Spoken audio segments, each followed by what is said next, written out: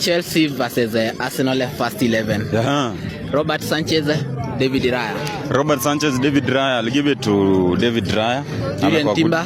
Julian Timber and Reece James. Julian Timber, Reece James. Reece James. The best right back in the Premier League. Chalobah, Saliba. Saliba, no doubts. Gabriel Magalhaes and Tosin.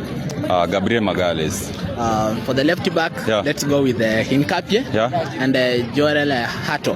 Hinkapie amejiprove for the few matches in amecheza. Holding midfielders.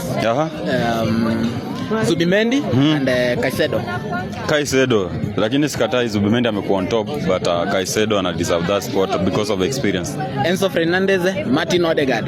Enzo Fernandez, Stokeze. Enzo Fernandez. Enzo? Yeah.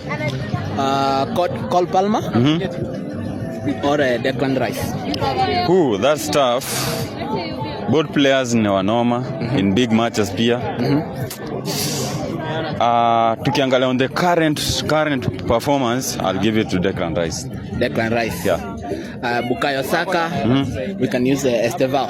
Bukayo Saka. Estevao is a young talent, but I'll give it to Bukayo at the moment. Victor Gyökeres, João Pedro. Victor Gyökeres, João Pedro. For me, day in, day out, João Pedro. Bado, mimi sijaona something big from Victor. João Pedro of Victor Gyökeres. Yeah. Okay. Pedro Neto and Leandro Trossard. Neto amekuwa chini this season. That is so, yeah. Your prediction, Arsenal versus Chelsea on Sunday? Arsenal against Chelsea.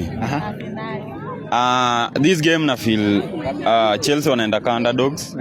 But the whole world itakuwa against Arsenal.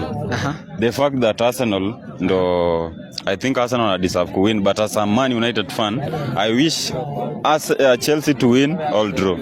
But on paper, Arsenal have it. But